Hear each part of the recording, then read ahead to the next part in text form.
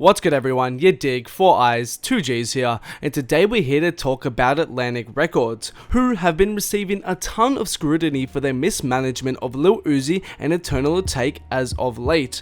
But in this video, I wanted to take a look at more than just the Uzi situation and discuss other cases where Atlantic's shady practices or possibly harmful management of artists have been on display, as I really think this should be more widely discussed considering how many examples there are. And let's kick it off with Metro Boomin. And Metro, in a series of fiery tweets that were directed to Atlantic's imprint group APG, would highlight several alarming things about their practices. He said, quote, "These N-words got a whole textbook of how to put a hit together like it's a fucking math problem." He then went on to say that they want to make you a slave, steal your music to make hits, and warned artists pretty bluntly, don't let them, quote, steal your soul. And next we move on to Lupe Fiasco, who has a long running history of calling out Atlantic Records. All the way back when in 2010, he said Atlantic came to him with written songs to choose for a single. He turned them all down, going on to say, quote, "I don't think the label cares about an album. I don't think N-words care. People just want their #1 record,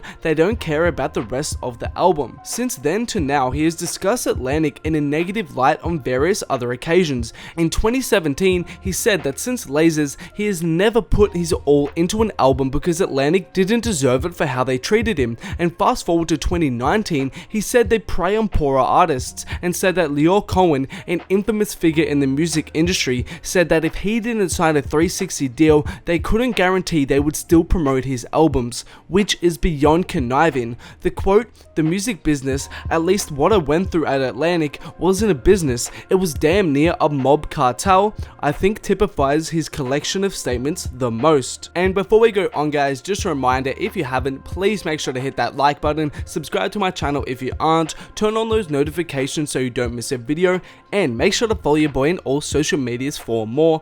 Also, I have just dropped my whole lot of red Playboy Cardi inspired merch. The design was done by @WakeUpZuzi and it's absolutely fire. These are about to sell out, so if you're interested, make sure to cop one. The link is in the description.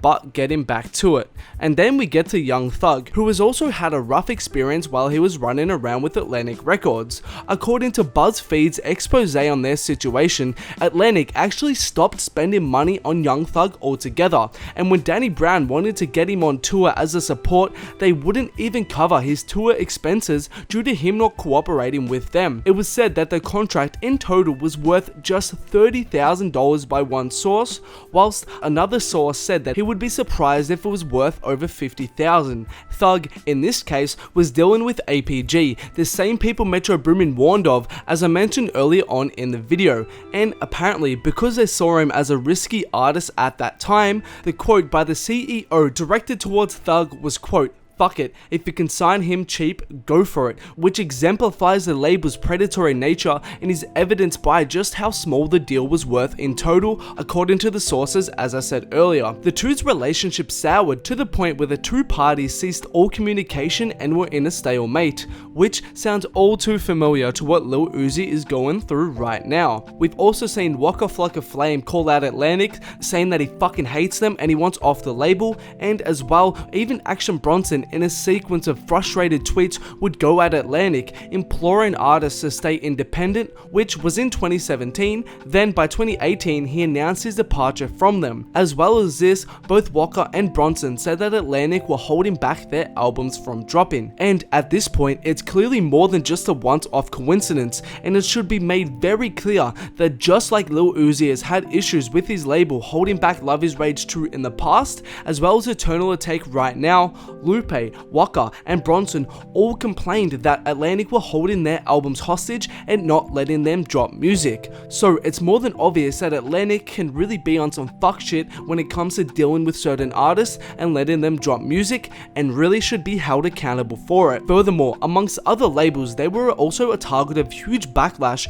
following an interview where producer A.Dan from ID Labs explained that Atlantic Records will take albums, label them as something different, like a quote straight album or a commercial mixtape, in order to pay producers less than what they would for an actual commercial album release. Quote, "It's just their way of not paying me a lot." Again, this isn't just Atlantic doing it, but it is more evidence of Atlantic's devious actions to take advantage of creatives. And finally, it's important to note that in these instances, perhaps there are steps or measures that artists could have taken to not let their fate be so controlled by Atlantic, because Atlantic at the end of the day are a business and just want the highest return on their investment. But it is obvious in how they deal with creatives can be shady, predatory, and how they can control their artists' output can be frustrating for everyone involved, from the artists to the fans, and ultimately how they can hold back these artists can damage their careers in the long run. But that's all from me today, guys. Thanks a lot for watching, and I hope you enjoyed the video. If you haven't, please make sure to hit that like button, subscribe to my channel if you aren't, turn on those notifications so you don't miss a video, and make sure to follow your boy on all social medias for more. Also, on screen right now are some of my other videos, make sure to check them out if you haven't.